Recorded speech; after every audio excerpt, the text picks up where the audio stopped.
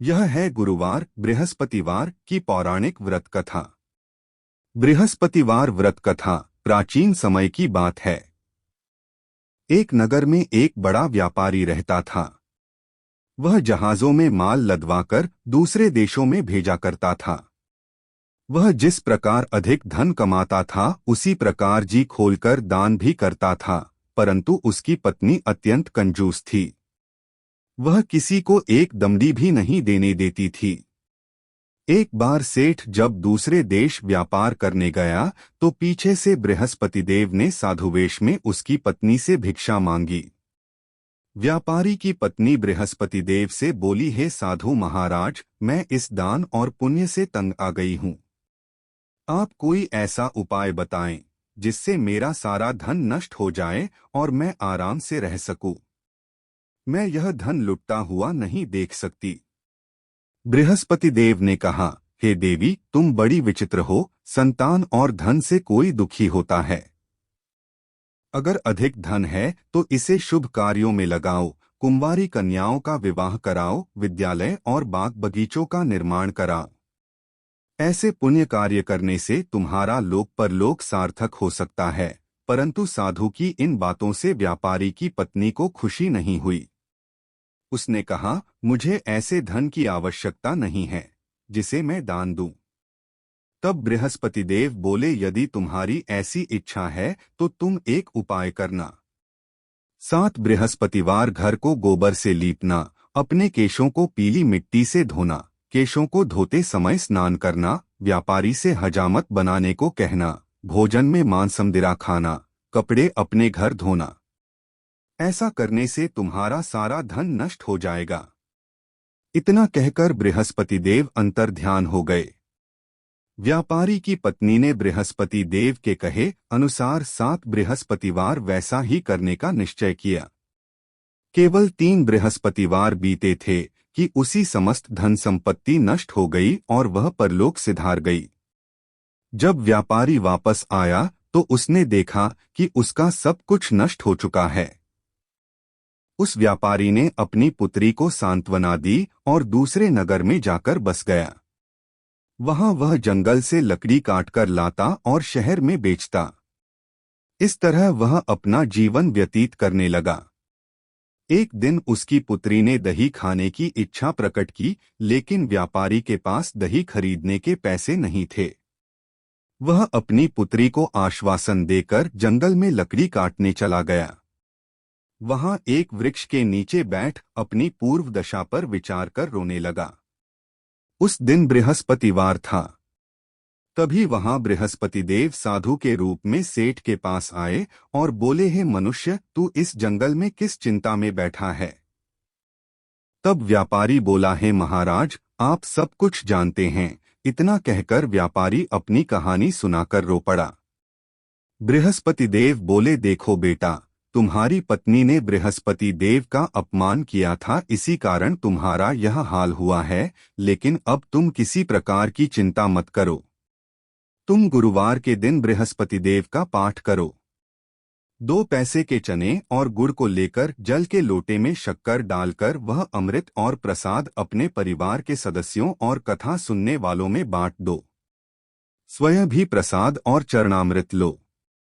भगवान तुम्हारा अवश्य कल्याण करेंगे। साधु की बात सुनकर व्यापारी बोला, महाराज, मुझे तो इतना भी नहीं बचता कि मैं अपनी पुत्री को दही लाकर दे सकूं। इस पर साधु जी बोले, तुम लकड़ियां शहर में बेचने जाना, तुम्हें लकड़ियों के दाम पहले से चौगुने मिलेंगे, जिससे तुम्हारे सारे कार्य सिद्ध हो जाएंगे। उसने लकड़ियां काटी और शहर में बेचने के लिए चल पड़ा।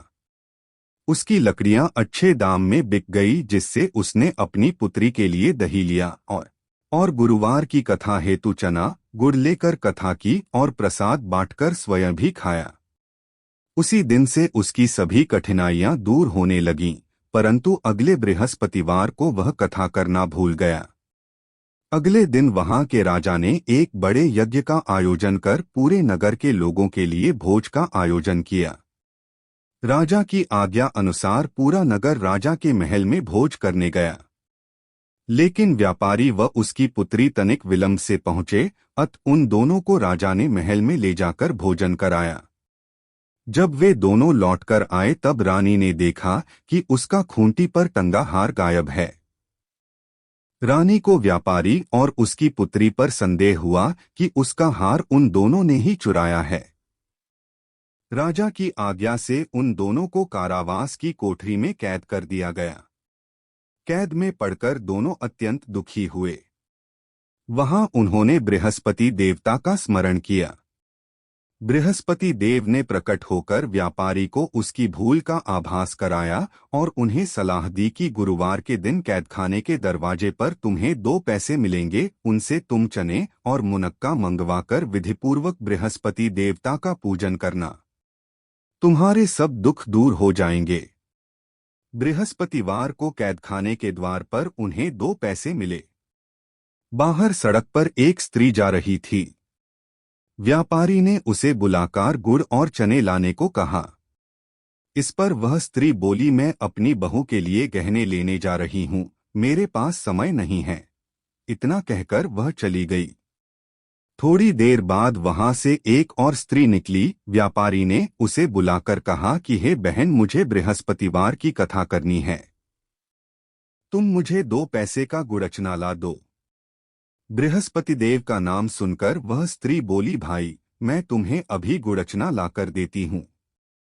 मेरा इकलौता पुत्र मर गया है, मैं उसके लिए कफन लेने जा रही थी, लेकिन मैं पहले तुम्हारा काम करूंगी, उसके बाद अपने पुत्र के लिए कफन लाऊंगी। वह स्त्री बाजार से व्यापारी के लिए गुड़चना ले आई और स्वयं भी बृहस्पति देव की कथा सुनी। कथा के समाप्त होने पर वह स्त्री कफन लेकर अपने घर गई। घर पर लोग उसके पुत्र की लाश को राम नाम सत्य है कहते हुए श्मशान ले जाने की तैयारी कर रहे थे।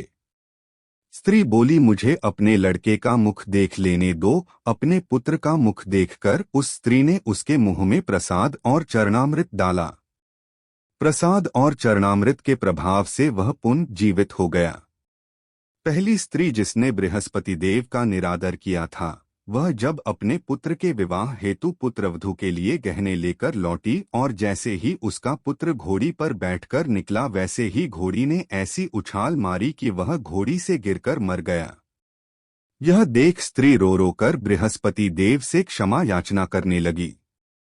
उस स्त्री की याचना से बृहस्पति देव साधु वेश में वहां पहुंचकर कहने लगे, देवी तुम्हें अधिक विलाप करने की आवश्यकता नहीं है।